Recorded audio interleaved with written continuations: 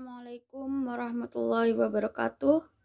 Perkenalkan, nama saya Diana Olidah. Saya dari kelas Ekonomi Syariah 4 dengan NIM E2019-2144, Prodi Ekonomi Syariah, Fakultas Ekonomi dan Bisnis Islam. Saya mau menanggapi video atau menambah yang sudah dijelaskan kemarin oleh Bapak dosen, yaitu Bapak Abdul Wadud Nafis selaku mata kuliah Ekonomi Makro Islam yang berjudul tentang pengangguran dalam perspektif ekonomi Islam. Pertama, saya akan menjelaskan tentang pengertian pengangguran. Pengangguran adalah orang yang masuk dalam angkatan kerja 15-64 tahun yang sedang mencari pekerjaan dan belum mendapatkannya. Pengangguran menurut pandangan agama Islam, di sini Islam telah memperingatkan agar umatnya jangan sampai ada yang menganggur dan terpeleset ke jurang kemiskinan. Karena ditakutkan dengan kemiskinan tersebut, seseorang akan berbuat apa saja, termasuk yang merugikan orang lain, demi terpenuhnya kebutuhan pribadinya. Allah Subhanahu wa Ta'ala juga berfirman dalam Al-Quran Surah Al-Jumu'ah ayat 10. Artinya, apabila sholat telah dilaksanakan, maka bertebarlah kamu di bumi, carilah karunia Allah, dan banyaklah mengingat Allah agar kamu beruntung. Dari ayat tersebut dapat dijelaskan bahwa bekerja merupakan tugas yang sangat mulia. Pengangguran dalam perspektif Islam. Dalam perspektif Islam, kerja menyangkut segala aktivitas kegiatan manusia, baik yang bersifat badaniyah maupun rohaniyah, dimaksud untuk mewujudkan atau menambah suatu manfaat yang dibolehkan secara syar'i. Ketika seseorang tidak mau mempergunakan potensinya, maka itulah pengangguran yang amat membahayakan diri dan masyarakatnya. Secara moral, Islam, orang yang demikian adalah menganggur yang memikul dosa. Tentang macam-macam pengangguran. Macam-macam pengangguran digolongkan menjadi dua, yaitu berdasarkan lama waktu dan penyebab terjadinya.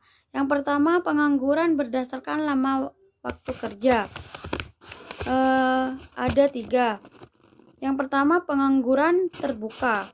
Pengangguran terbuka di sini adalah situasi di mana orang sama sekali tidak bekerja dan berusaha mencari pekerjaan. Yang kedua, setengah pengangguran adalah situasi ketika orang bekerja tapi tenaganya kurang termanfaatkan diukur dari curahan jam kerja, produktivitas kerja, dan penghasilan yang diperoleh.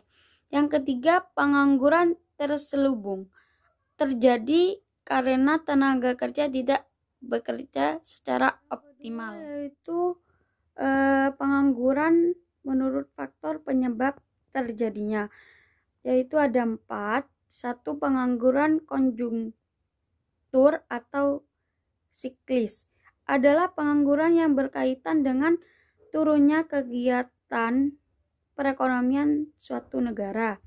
Yang kedua, pengangguran struktural adalah pengangguran yang terjadi karena perubahan struktur atau perubahan komposisi perekonomian. Pengangguran friksional adalah pengangguran yang terjadi karena kesulitan temporer atau dalam mempertemukan pemberi kerja dan pelamar kerja.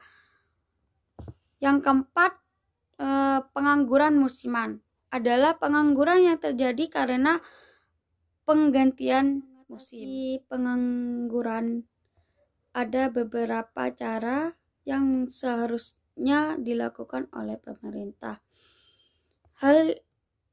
Dalam hal ini antaranya yang pertama meningkatkan mobilitas modal dan tenaga kerja, segera memindahkan kelebihan tenaga kerja dari tempat dan sektor yang kelebihan ke tempat dan sektor ekonomi yang kekurangan. Yang ketiga, mengadakan pelatihan tenaga kerja untuk mengisi formasi kesempatan atau lowongan kerja yang kosong. Yang keempat, segera mendirikan industri padat kerja di wilayah yang mengalami pengangguran. Yang kelima, peluasan kesempatan kerja dengan cara mendirikan industri-industri baru, terutama yang bersifat padat karya dan selain sebagainya. Penyebab pengangguran dalam Islam yaitu ada dua. Yang pertama, faktor kemalasan. Yang kedua, faktor rendahnya pendidikan dan keterampilan. Sekian dari saya. Wassalamualaikum warahmatullahi wabarakatuh.